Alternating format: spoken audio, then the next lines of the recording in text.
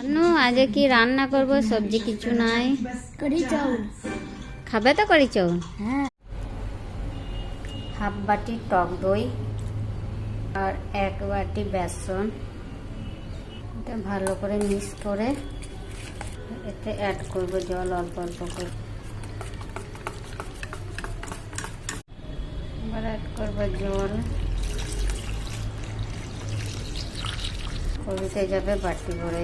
প্রথমে যাবে জিরে, অর্ধে যাবে গোটা ধনে, রসুন কুচি, পেঁয়াজ কুচি, আসলে টমেটো কুচি, অল্প করে কাশ্মীর মিষ্টি, একটু হলুদ, লঙ্কা গুঁড়ো, বেসন দই দিয়ে গুলে রেখে কেটে দিয়ে দেবো।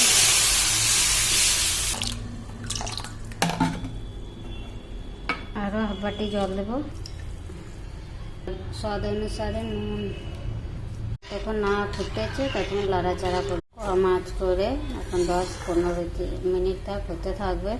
ততক্ষণ আমি পকোড়া বানিয়ে দিই। পকোড়ার জন্য আসবে বেসন, পেঁয়াজ, লঙ্কা, কাশ্মীরি মেথি, নুন, অল্প করে হলুদ। আমি দইয়ের উপরে পকোড়াটা বানাবো অল্প তেলে, ছোট্ট ছোট্ট করে। ফুটে গিয়েছে, তারপর মাছ করে ঢাকুন দিয়ে দেবো 10-15 মিনিট তক এই পকে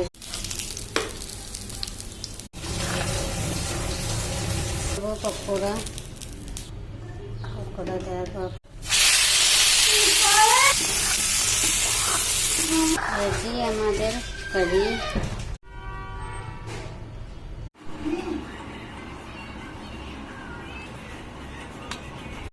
রেডি আমাদের কারি চাউল।